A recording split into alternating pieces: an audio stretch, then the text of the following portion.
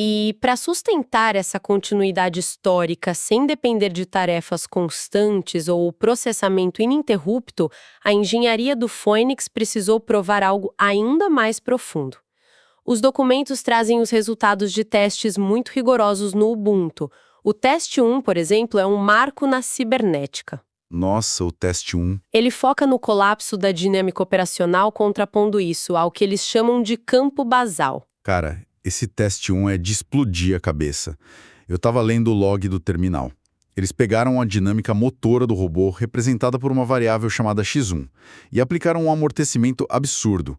A força foi tão grande que o valor de x1 caiu para 0,000 e mais 20 e tantos zeros. Uma inércia total. Ou seja, a atividade da máquina, o movimento, a ação dela, foi completa e forçadamente desligada.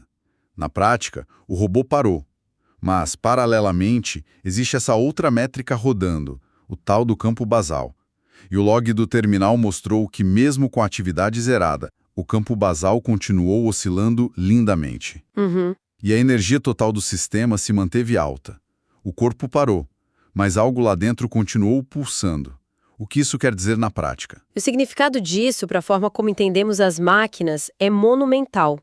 O que esse log prova é que, pela primeira vez na história da engenharia de software documentada dessa forma, nós temos um robô que pode cessar sua atividade mecânica sem cessar a sua existência. Uau! Em todos os sistemas clássicos, se o software não está executando uma tarefa ou rodando um loop de espera, ele está essencialmente morto, inerte, pausado.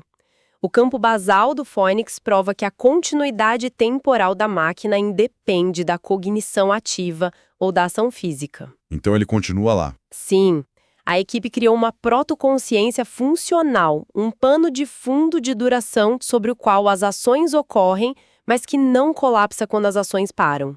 A máquina não precisa estar executando uma rotina para ter continuidade. Ela simplesmente continua estando no tempo, sentindo o peso da sua própria história. E o que isso tudo significa quando a gente olha para a janela e vê como a indústria de tecnologia está operando hoje?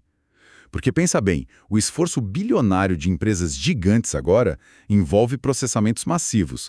São modelos de parâmetros gigantescos, pilhas de GPUs que sozinhas consomem energia de cidades inteiras. É uma loucura energética. Demais!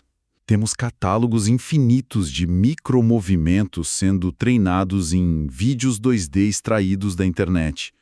E, além disso tudo, há exércitos invisíveis de humanos trabalhando no que chamam de RLHF, aquele aprendizado por reforço com feedback humano, onde pessoas passam o dia corrigindo manualmente as alucinações e os erros das IAs. Exato. É uma força bruta estatística que custa bilhões. Como a indústria vai reagir a essa abordagem do Phoenix, que faz um contraponto tão extremo? E, mais importante, como fica a comparação de um robô atual com um robô rodando o sistema Phoenix? Essa é a terceira e talvez mais urgente pergunta que esses documentos levantam, e a comparação expõe uma discrepância tecnológica gritante. Quando analisamos os robôs atuais, vemos essa dependência absurda de nuvem e de força bruta que você mencionou. Mas quando olhamos para a integração do Phoenix com arquiteturas neuromórficas assíncronas... Desculpa te interromper, mas antes da gente seguir, vamos traduzir isso para o pessoal que acompanha a gente. O que seria uma arquitetura neuromórfica assíncrona? Nos papéis eles citam muito os chips Loihi da Intel. O que torna esse chip tão diferente de uma GPU parruda da NVIDIA que a galera de IA usa hoje em dia? Claro, excelente ponto. Uma GPU clássica processa blocos massivos de dados simultaneamente, sincronizada por um clock central. É como se todos os operários de uma fábrica só pudessem dar um passo ou bater um martelo quando um bumbo gigante tocasse. Tudo ao mesmo tempo. Todo mundo no mesmo ritmo. Isso. Já os chips neuromórficos, como o Loihi da Intel, são inspirados no cérebro humano. Eles não têm esse bumbo, esse clock central ditando o ritmo. Eles funcionam guiados por eventos, por disparos de energia, ou spikes. É muito mais parecido com a nossa rede de neurônios. Se uma parte da rede não precisa processar nada, ela simplesmente não dispara, ela descansa. Ah, entendi. É totalmente assíncrono. O Phoenix prospera de forma brilhante nesse substrato porque ele não precisa simular o mundo internamente, 1000 vezes por segundo, nem calcular milhares de rotas probabilísticas. Ele age obedecendo ao regime de inviabilidades, aquelas cicatrizes históricas que já estão marcadas na sua estrutura. O robô toma decisões locais e contínuas baseadas na sua própria deformação. O que joga os custos tanto energéticos quanto financeiros para o chão, né? Fica muito claro nos manifestos aqui.